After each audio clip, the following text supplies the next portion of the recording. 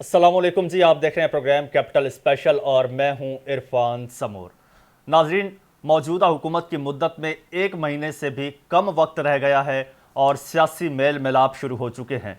साबिक सदर आसिफ अली जरदारी पाकिस्तान से दुबई जाते हैं, नवाज शरीफ से वहां मुलाकात करते हैं और मुलाकात से वापस आकर दुबई से वापस आकर लाहौर में उन्होंने अब डेरे डाल लिए हैं। दूसरी तरफ नवाज शरीफ और आसिफ अली जरदारी की मुलाकात से पीडीएम के सदर मौलाना फजलुर रहमान को मुकम्मल तौर पर बेखबर रखा जाता है, जिससे वो नाराज हो गए और उन्होंने अपनी नाराज़गी का इजहार भी किया। जिसके बाद नवाज शरीफ ने उन्हें टेलीफोन किया और एतमाद में लिया और उन्होंने कहा कि अब जो निगरान सेटअप बनाने जा रहे हैं तो उसमें आपको शामिल किया जाएगा, आपकी राय शामिल की जाएगी। अब जरदारी साहब इस वक्त लाहौर में हैं, सियासी जोर तोड़ भी शुरू हो चुकी है, माज उन्होंने संभाल लिया है। वो जहांगीर तरीन से भी मुलाकात करेंगे, उनके भाई की वफात पर ताज़ियत भी करेंगे।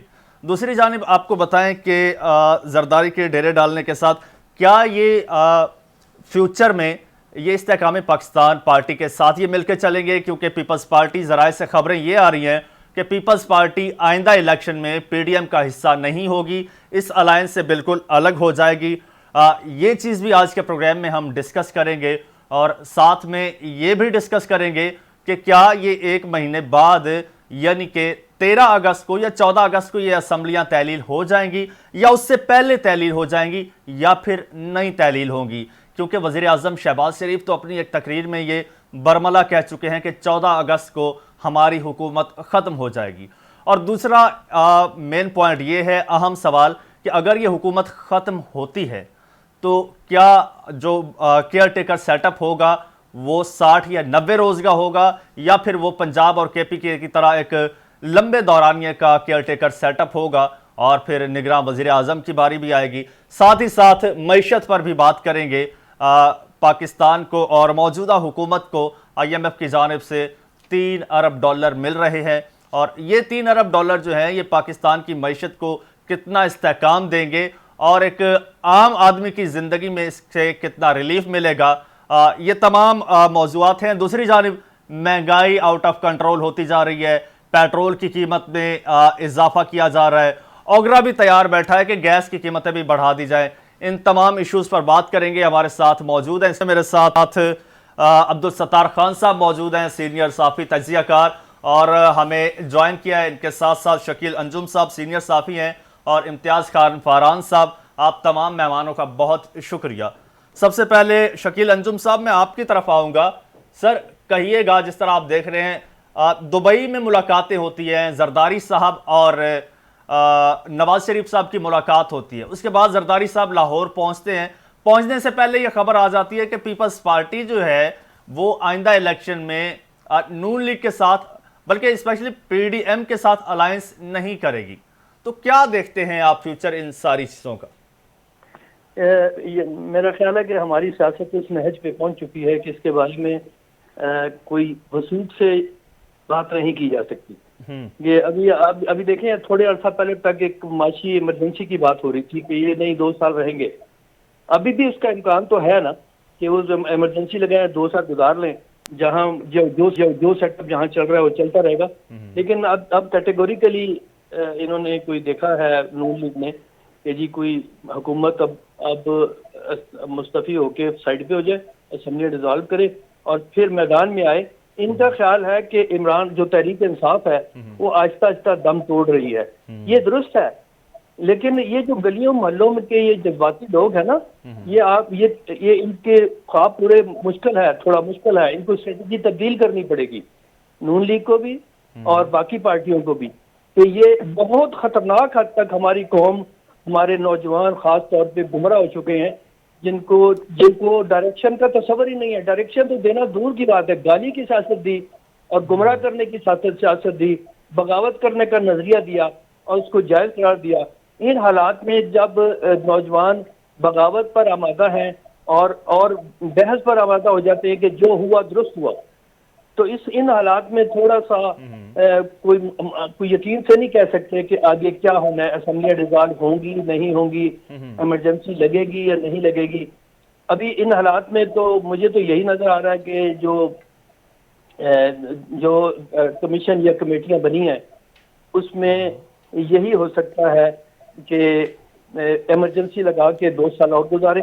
उसके इतनी देर में इमरान खान और उसकी पार्टी अपने अपने अपने अंजाम को, मैं समझता हूँ, मैं इस अंजाम इसलिए कह रहा हूँ कि जो तबाही इस पार्टी ने ग्रुप में डाली है इमरान खान के तहरीक इंसाफ ने, वो तारीख का हिस्सा है, काली तारीख का, स्याह दौर का। तो इसलिए अब जितना भी आप कहें, हम हर बंदे के, हम देखिए अपनी अपनी पोजीशनों पे रहे। फरहान साहब यहाँ बैठे हैं, इन्हें पूछें कि इन्होंने क्या क्या अपने लोगों में फेस किया। हमारे अपने लोग उठा के बाहर इसमें एक एक आदमी को निशाना बनाया और उनको हटाया क्योंकि वो इनके खिलाफ बात करते थे। तो उस दौर से हम गुजर के आ रहे हैं, हम कैसे इसकी तारीफ करें कि ये जनाब बड़ा बड़ा मुदब्बर, बड़ा मुहज्जब और बड़ा आला पाए का सियासतदान। सियासतदान कहाँ से आया? इनका नजरिया आप सबके सामने एक एक करके खुल रहा है। अब इसराइल खुल गया, उसके बाद वो जो अकलियत था भी, उसने अभी जब रिसेंटली इसकी स्पीच जारी हुई है 2022 की, कि जिसमें ये कह रहा है कि जी वो जो आइन में तरमीम हुई थी नबी खातुम ज़मान के लिए, कि वो आखिरी नबी है हमारे, उसमें क्यों तरमीम की? लोग कहता कौम जवाब मांगेगी। अब अंदाजा लगाएं अब ये किस तरफ जा रहा है, हमें किस तरफ लेके जाएगा, ये कौम को किस तरफ लेके जाएगा? ये जो रास्ता इसे गुमराही का मिलेगा ये उधर ही जाएगा। मैं इसलिए इस पे तनकीद इसलिए कर रहा हूँ कि इसके जाए बगैर मुल्क नहीं बच सकता। ये बात नोट कर लें कि ये अगर जब तक शैतान मौजूद है मैदान में, मैं अपनी राय दे रहा हूँ, किसी की राय नहीं दे रहा हूँ, कि ये जब तक मौजूद है, जब तक ना कौम तरक्की करेगी। आप देखें ना क्या क्या किया, सी पैक बंद कराया, क्यों? इसलिए कि इशारा कहीं से था। ये जो हमारा शकील साहब, इस पे मजीद इस पे हम बात करेंगे। अभी इम्तियाज साहब से मैं पूछ लेता हूं। इम्तियाज साहब, कहिएगा, आपको भी लगता है कि असम्बलियां जो हैं वो तहलील नहीं होंगी और ये लंबा अरसा चलेगी? क्योंकि अभी आपने देखा कि कल ही मुराद अली शाह साहब CM सिंध हैं, वो कह रहे थे, एक तकरीब में थे दावेजी में, तो कह रहे थे कि 4 माह बाद जो है वो बिलावल साहब वज़ीर आज़म बन के आएंगे। तो इसका मतलब ये है कि असम्बलियां तहलील होंगी, 4 माह से पहले इलेक्शन होंगे और फिर वज़ीर आज़म बन के आएंगे। दूसरी जानिब शहबाज शरीफ साहब एक तकरीब में फरमा रहे थे कि 14 अगस्त को हमारी हुकूमत ख़त्म हो जाएगी। तो ये तो बरमला कह रहे हैं, तो अभी भी कोई इसमें डाउट है? बिस्मिल्लाहिर्रहमानिर्रहीम। देखिए, इस जवाब से पहले मैं सिर्फ एक बात अर्ज करना चाहूँगा आपके नाजरीन से भी, कि जो शकील अंजुम साहब जो बात कर रहे थे अभी थोड़ी देर पहले, ये सत्तार खान साहब बैठे, मैं हूँ और हमारे बहुत सारे दोस्त हैं जो गुस्से वाले कहलाते हैं, और हम तो लड़ने मरने को तैयार रहते हैं, कोई मसला नहीं है। लेकिन शकील अंजुम जैसा बंदा, जो हमारी कम्युनिटी में 8-10 लोग हैं जो बड़े कूल माइंड, बहुत मुदब्बराना अंदाज में बात करते हैं, उनकी सोच जो सामने आई है, आप यकीन करें कि यही मामला है। बिल्कुल रियलिटी के साथ इन्होंने बात की है, कोई लगी लिपटी। और इन जैसा ठंडा बंदा, शकील अंजुम साहब जैसा बंदा अगर ये बात कर रहा है, तो ये कौन के सोचने की बात है, ये हमारे भी सोचने की बात नहीं है। मैं तो अब ये कहता होता हूं कि भाई जो हमें पता है या जो हम तज्जिया कर रहे हैं वो हम कौम को जरूर बताएंगे। किसी की समझ में आता है आए, ना आता ना आए, हम कोई ठेकेदार नहीं है इनके। अगर कोई तबाही, मैं तो कहता हूं पढ़े लिखे जाहिलों की अक्सरियत अगर देखनी है, सबकी बात नहीं कर रहा, पढ़े लिखे जाहिल आपको इस वक्त लंदन में मिलेंगे, और वहां पर ये जो हमारे ओवरसीज पाकिस्तानी है ना, आप ये देखिएगा बहुत सारी जगह इनको जूतियां मार के निकाला जाएगा। और इनकी ये हरकत हो रही है, जो ये इस तरह की हरकत है। सियासत करना एक अलग चीज है, इनकलाब के लिए बातें करना एक अलग। क्या इनकलाब शहीद बेनजीर भुट्टो ने बात नहीं की थी? MRD की मूवमेंट। सर, ये जो आप बात कर रहे हैं सर, ये पाकिस्तान में ही होता है, वहां पे फ्रीडम ऑफ स्पीच है, वहां पे आप अपनी राय का इजहार कर सकते हैं। लेकिन जब बदतमीजी पे बदतमीजी करेंगे, एफएंड स्ट्रीट में क्या हुआ? अगर कोई लंदन में इमरान खान के खिलाफ जमाइमा के खिलाफ नारे लगाता है, अगर जमाइमा के बच्चों के खिलाफ नारे लगाता है, वो भी गलत कर रहा है। जो नवाज शरीफ के खिलाफ नारे लगाता है वो भी गलत कर रहा है। आप कहां जा रहे हैं? आप इंडियंस को देखें, वहां पे किस तरह की कम्युनिटी मशहूर है, हम किस तरह। ये सियासत में जो बदतमीजी का पहलू है, इसमें कोई दो राय नहीं है। मैं इसको इनकलाब मानता ही नहीं, और कोई भले हमसे कितना इख्तिलाफ करे। एक तो ये बात हो गई। दूसरी बात ये हो गई, देखें इबाहम तो है जो शकील साहब फरमा रहे थे। मेरी भी जाती राय यह है कि कम अज कम अगर इस हुकूमत का कंटिन्यूएशन नहीं हो सकता, ये 14 अगस्त तक बकौल शहबाज शरीफ के खत्म हो जाए और मुराद अली शाह साहब ने जो आज फरमाया है कि 4 महीने के बाद वजीर आजम बुलाव होंगे, इट मीन्स वो भी 14 अगस्त या 8 अगस्त या 10 अगस्त की बात कर रहे हैं, वो बिल्कुल ठीक है। आइन ये कहता है कि अगर असेंबली मुकम्मल होगी तो 60 दिन के अंदर इलेक्शन कराने हैं, अगर एक दिन पहले भी तोड़ दी गई तो 90 दिन में कराने। लेकिन जो अमेंडमेंट्स आई हैं उसके मुताबिक अब इलेक्शन कमीशन को देना है ये डेट। इलेक्शन कमीशन क्या, एक सवाल है ये, इससे हम जोड़ लेंगे कि इस हुकूमत की कंटिन्यूएशन नहीं होना चाहिए, लेकिन जो आने वाली निगरान हुकूमत है अगर 3 महीने के लिए ला रहे हैं तो फिर उसके लिए बहुत सारा सोचना पड़ेगा आपको। बहुत सारी आगे जाएंगे जो शकील अंजुम खदशात का इजहार कर रहे हैं, या तो वो कंप्लीट करें आप, या तो उनको पूरा खत्म करें, नहीं तो ये आने वाला। और अब जो लेजिस्लेशन हुई है उसके मुताबिक इलेक्शन कमीशन को तारीख का फैसला देना है। अब एक और सवाल पैदा होता है, क्या मर्दमशुमारी के बाद बगैर हल्का बंदी के क्या इलेक्शन कराए जा सकते हैं? आइन में फिर वो भी मुखालफत हो जाएगी आइन की। अच्छा, इम्तियाज फरहान साहब, इलेक्शन कमीशन ने तो पहले भी कहा था 14 अप्रैल को हम करवा देंगे, लेकिन इलेक्शन नहीं हुए, पंजाब के इलेक्शन ताहाल नहीं हुए। नहीं मेरे भाई, उसमें इसमें फर्क है।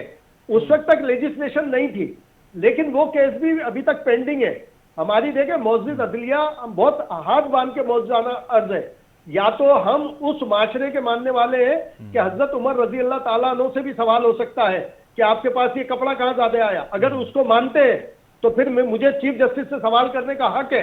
ये उनसे बड़े नहीं हो सकते चीफ जस्टिस साहब, या चीफ जस्टिस या कोई भी दुनिया का कोई बंदा उनसे ऊपर नहीं हो सकता। तो क्या हम इनसे सवाल ना करें कि उसको पेंडिंग क्यों रखा हुआ है, उस पर फैसला करें। ये जो प्रैक्टिस एंड प्रोसीजर बिल है इसको आपने पहले एडमिट कर लिया, फिर आपने पेंडिंग करके उसको रखा हुआ है। तो इन हालात में शकूक व शुबात मौजूद है। आइन के तहत इस हुकूमत के पास असेंबली डिसॉल्व करने से पहले या असेंबली की मुद्दत पूरी हो, सर जैसे वो पेंडिंग है ये भी तो पेंडिंग जा सकता है ना। जी बिल्कुल, मैं ये कह रहा हूं कि ये अगर बढ़ाते नहीं है तो आप, हालांकि इनको सूट ज्यादा ये करता है, ज्यादा सूट ये करता है कि इस वक्त जो सूरत हाल चल रही है कि इन 3-4 महीनों के अंदर अंदर ये मामलात हो जाए, इलेक्शन हो जाए, ये अभी तक की सोच है, अभी तक की। लेकिन असेंबली डिसॉल्व होने के बाद जैसे शकील अंजुम को खदशात है, मुझे भी खदशात है, बहुत सारी आलमी कुव्वतें सर उठाएंगी, बहुत सारी आलमी कुव्वतें मुदाखलत करेंगी। जैसे इसराइल ने बात की, जैसे IMF ने बात की। IMF को आप हमदर्द ना समझे अपना, अब वो डिक्टेशन, अगर वो हमारे लिए सूदखोर बनना चाहता है कि अपनी मर्जी मनवाए कि वो जिससे चाहे मुलाकात करे, तो ये खदशात है। इन खदशात के पेश नजर आपको बहुत सारी चीजें सोचनी पड़ेंगी, बहुत सारी चीजें। ये बात ठीक है अभी तक की कि जनाब इस वक्त मुश्किल में ये तहरीक इंसाफ और ये हालात ऐसे तो हमारे फेवर में आ जाएगा, लेकिन कुछ भी तब्दील हो सकता है। देखिए, मैं आपको एक और आपके प्रोग्राम में खास बात बताऊं, मैं भी 1-8 हफ्ते से 2-4 जगह मुलाकातों में मसरूफ हूं, बात कर रहा हूं। अभी तक नवाज शरीफ को क्लियरेंस नहीं मिल सकी है। जिस तरह PTI के चेयरमैन पे क्रॉस लगा हुआ है, अल्ताफ हुसैन पे अगेन क्रॉस लगा हुआ है, नवाज शरीफ अभी तक क्रॉस की जद में क्लियर नहीं है। और नवाज शरीफ नहीं आता तो मुस्लिम लीग नून ढोल ना बजाए, मुस्लिम लीग नून का कुछ नहीं होगा। आप ये भी देख रहे होंगे कि शहबाज शरीफ के लिए रास्ता हमवार करने की कोशिश हो रही है कि जनाब ये बिकमिंग प्राइम मिनिस्टर भी हो सकते हैं। उधर बिलावल की बात भी हो रही है। बिल्कुल बिल्कुल। इम्तियाज फरहान साहब, इसी हवाले से सत्तार खान साहब हमारे साथ स्टूडियोज में मौजूद है, उनकी राय भी जान लेते हैं। खान साहब, कहिएगा 2 महीने 3 महीने असेंबली जो निगरान हुकूमत होगी उसकी मुद्दत 2 महीने होगी या 3 महीने या इससे बढ़ा दी जाएगी, तो ये बताइए, अगर 2 महीने होती है तो किसको लॉस होगा, 3 महीने होती है तो किसको फायदा होगा, और अगर बढ़ा दी जाती है तो किसको फायदा होगा? यार इरफान, उससे पहले ये फरहान जो बात कर रहे हैं ना कि नवाज शरीफ को क्लियरेंस नहीं मिली, दाना नहीं मिला, तो ये मेरे लिए नई बात है। मतलब मैं पहली मर्तबा ये बात सुन रहा हूँ। फरहान की इन्फॉर्मेशन होगी। अब उसके साथ साथ वो फरहान ने एक बात की थी कि वलायत में, लंदन में इस तरह जो बातें हुई हैं कि वहाँ पर लोग आ जाते हैं, फिर नवाज शरीफ की वो ऐसी तैसी फेर देते हैं। तो लंदन में बहुत सारी ऐसी जगह हैं जो इस काम के लिए मुख्तस कर दी गई हैं कि अगर आपने कोई भड़ास निकालनी हो तो आप उस जगह पे जाके अपनी भड़ास निकाल सकते हैं। ठीक है। किसी गली मोहल्ले में जाना, किसी घर के सामने जाना ना, ये वहाँ पे भी बेहूदगी समझी जाती है। वो अलग बात है कि उन्होंने अभी तक कुछ किया नहीं है, लेकिन बेहूदगी वहाँ पे भी समझी जा रही है। लंदन के लोग भी इसको बेहूदगी समझते हैं। और इंडिया की मिसाल जो फरहान ने दी, ये हमारे ज़ख्मों के ऊपर तेल है, नमक है।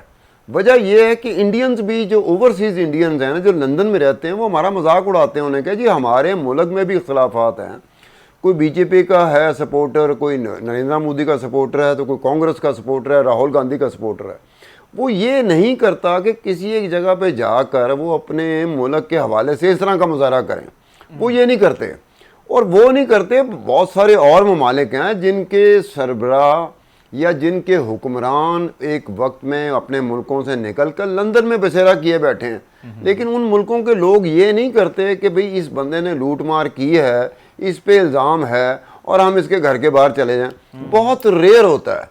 उसके बाद जो बात हुई शकील अंजुम साहब के हवाले से, फरहान ने बात की। शकील अंजुम तो मेरा कुलीग रहा है, 23 साल मेरा कुलीग रहा है, हम एक अखबार में इकट्ठे काम करते थे।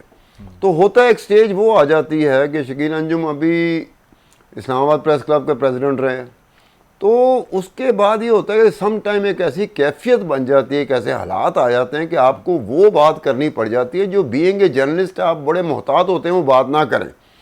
तो आप ये बात करते हैं कि यार ये एक शख्स आया जिसका तर्ज सियासत बिल्कुल डिफरेंट है, जो बाकी सियासी जमातों से बिल्कुल डिफरेंट है।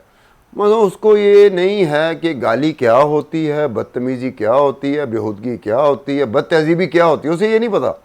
वो सिर्फ ललकारना जानता है अपने मुखालिफों को, वो मुख्तलिफ हवालों से ललकारता है। जैसे मिसाल के तौर पर अगर वो ये कहता है कि चोर डाकू लुटेरा, तो इंडिया ही में राहुल गांधी ने मोदी के बारे में एक लफ्ज़ इस्तेमाल किया, राहुल गांधी डिस्क्वालीफाई हो गया है। और राहुल गांधी की रिट पिटीशन सुप्रीम कोर्ट ने भी रिजेक्ट कर दी है कि आपको पता है कि ये गैर पार्लिमानी जुबान है, ये गैर पार्लिमानी लफ्ज़ है, अपने मुखालिफ के खिलाफ आप किस तरह का लफ्ज़ इस्तेमाल कर रहे हैं। राहुल गांधी को चंगा भला पसूड़ पड़ा हुआ, पसूड़ इसलिए पड़ा हुआ है कि आने वाले वक्तों में राहुल गांधी के बारे में ये बात कही जा रही है, जैसे बिलावल भुट्टो जरदारी के बारे में आपने कहा कि इस मुल्क के वजीर आजम होंगे 4 महीने बाद, होते नहीं होते मुझे नहीं पता, मैंने नहीं कहा, लेकिन जिस नहीं करवा दूं, मैं कह रहा हूं कि इसी तरह से इंडिया में बात होती है कि राहुल गांधी आने वाले वक्त का इंडिया का वजीर आजम है।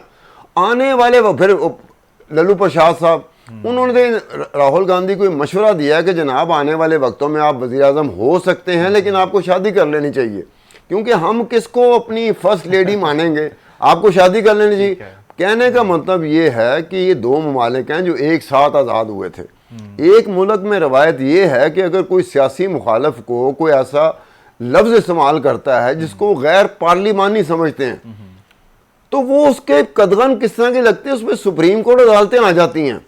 और राहुल गांधी को चंगा भला मसला पड़ा हुआ है कि आने वाले वक्तों में जब 2024 में इलेक्शन होंगे और राहुल गांधी अगर कांग्रेस जीत जाती है तो राहुल गांधी वज़ीर आज़म बनेगा, अगर राहुल गांधी डिस्क्वालीफाई हो जाता है तो फिर कौन वज़ीर आज़म बनेगा, फिर मनमोहन सिंह की तरह कांग्रेस को कोई बंदा लाना पड़ेगा, नेहरू खानदान और गांधी खानदान से बाहर का बंदा लाना पड़ेगा।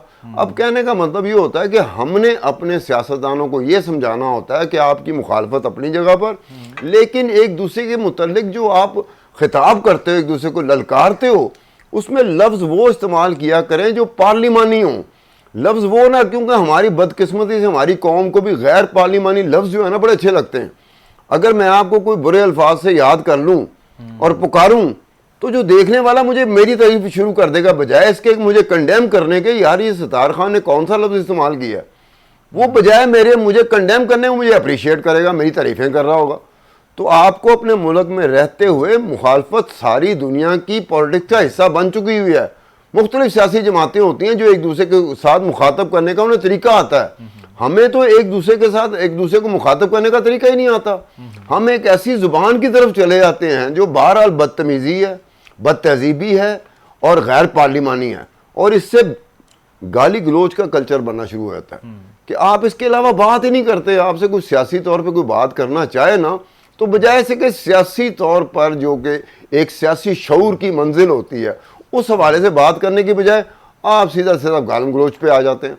अब गालम गलोच अगर सियासत का हिस्सा बन जाए तो ये 2 महीने बाद असम्बली रहती है नहीं रहती, इलेक्शन होते हैं नहीं होते, केयर टेकर आते हैं नहीं आते, या केयर टेकर कौन आएगा, उसका किस जमात की तरफ उसका टिल्ट होगा या नहीं होगा, ये सारी बातें एक मुहिम सी हो जाती हैं जिसमें कंफ्यूजन। बुनियादी खान साहब, बुनियादी सवाल ये था कि ये 2 महीने और 3 महीने का फायदा किसको होगा? यार ये 2 महीने जिसने कहा है ना 2 महीने, या जो कह रहा है 2 महीने, या जो कह रहा है 3 महीने, मैंने तो कभी 2 महीने 3 महीने ना दिया। मैं तो जर्नलिज्म करता हूँ ना, मैं तो हार्डकोर फैक्ट्स के ऊपर जाता हूँ, डॉक्यूमेंट्स के ऊपर जाता हूँ। अब मुझे ये नहीं पता कि 2 महीने का फायदा किसको होगा, 3 महीने का फायदा किसको होगा।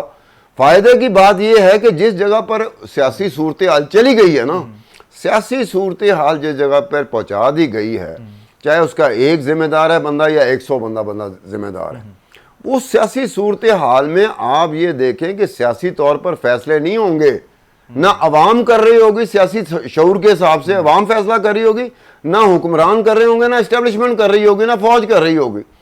अब जिस जगह पर हमारी सियासत चली गई है, चली गई नहीं खान साहब, देखें अब नहीं चली गई, ये रोजे अव्वल से हम देख रहे हैं कि पाकिस्तान की सियासत इसी तरह से चल रही है। नहीं, ये इस तरह से नहीं, no way at all, no ना। ये जो जुबान है ना, ये हमने सुननी शुरू की थी और इसमें शेख रशीद साहब का पहला जो जुमला आया था, उस वक्त नवाज शरीफ के साथ थे और मोहतरमा बेनज़ीर भुट्टो इस मुल्क की वज़ीर आज़म थी। सर हम मोहतरमा फातिमा जिन्ना पे चले जाते हैं, उनके बारे में क्या अल्फाज इस्तेमाल नहीं, अल्फाज वो इस्तेमाल करना कि आप अपना कहते हैं ना कि वो, अब वो अल्फाज मोहतरमा फातिमा जिन्ना के मुतालिक जो अल्फाज थे, उसको देखा जाए तो मोहतरमा बेनज़ीर भुट्टो के बारे में जो अल्फाज देखा जाए, दोनों को कंपैरिजन किया जाए तो मोहतरमा बेनज़ीर भुट्टो के मुतालिक जो बात शेख रशीद साहब से शुरू हुई थी, जो नवाज शरीफ के पहलू में बैठे होते थे, और नवाज शरीफ साहब भी बदकिस्मती से। आप ठीक कह रहे होंगे। इसी बारे में शकील अंजुम साहब हमारे साथ मौजूद हैं, उनकी राय भी जान लेते हैं। शकील साहब, आप क्या समझते हैं कि ये जो सियासत में बदतहजीबी का कल्चर है, ये अभी डेवलप हुआ है या फिर ये रोज अव्वल से ही चलता आ रहा है? पाकिस्तान की सियासत ही ऐसी है, कोई मेचोरिटी नहीं आई। वो नवाज के बाद एक से बढ़ के वली खान देखे जी, नवाज सुबह देखी, इधर मैं अब मौलाना फजल रहमान की बात करता हूँ कि वो एक बार जो मौलाना फजल रहमान को मिल ले, वो दोबारा जरूर मिलता।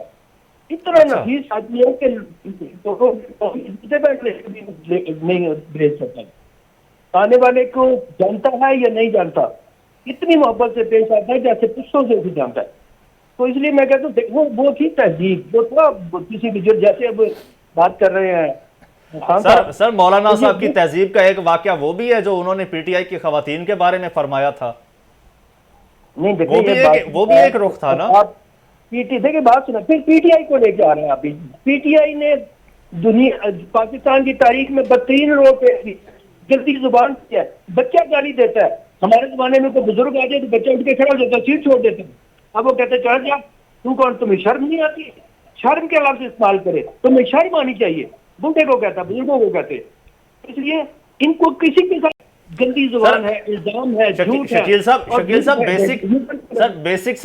बेसिक सवाल ये है कि हम अब बदतहजीबी का मुर्द इल्जाम जो है वो पीटीआई को ठहराते हैं, पार्लियामेंट में खड़े होके, कौमी असम्बली में खड़े होके मुख्तलिफ पार्टियों की खवातीन के बारे में नाजेबा अल्फाज इस्तेमाल किए जाते हैं। वो वहां पे पीटीआई के लोग तो नहीं होते, या फिर वो हेलीकॉप्टर से तस्वीर फेंकने वाला वाकया, वो मशहूर वाकया है, वो पीटीआई को तो नहीं था।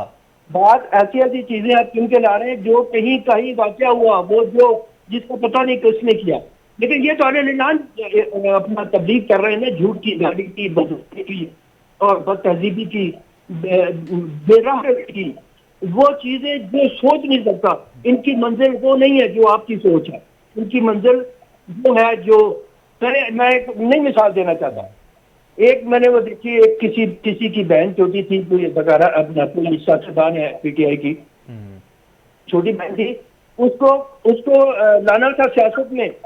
उसे गाड़ी की छत पे, यानी नीम बरहना हालत में, यानी वो अपने छुपा भी नहीं रही थी, उसको छत पे बैठ के उसको इंट्रोड्यूस कराया गया, लोगों के पीछे से गुजारा गया उसके जुलूस में से। ये तरीका होता है कभी सियासत में इंट्रोड्यूस कराने का किसी को? और वो हमारे लिए मुकद्दस है, और हमने हमेशा किया सियासतदान को हम नहीं जानते जिसने अपने आप को गलत और मनफी अंदाज में इस्तेमाल किया। इधर वही है कि जो खान साहब जहाँ खुश हो गए, नहीं ठीक है, उनकी नजर में यही चीज अच्छी देखी, एक लड़की को इंट्रोड्यूस कराया। अच्छा शकील साहब, इम्तियाज फरहान साहब हमारे साथ मौजूद थे, शकील अंजुम साहब और हमारे साथ में अब्दुल सत्तार खान साहब मौजूद थे। आज की सियासत पे और सियासी मुस्तकबिल पे हमने बात की। अगले प्रोग्राम में इंशाल्लाह किसी नए टॉपिक पे बात करेंगे। तब तक के लिए इजाज़त दीजिए। अल्लाह हाफिज़।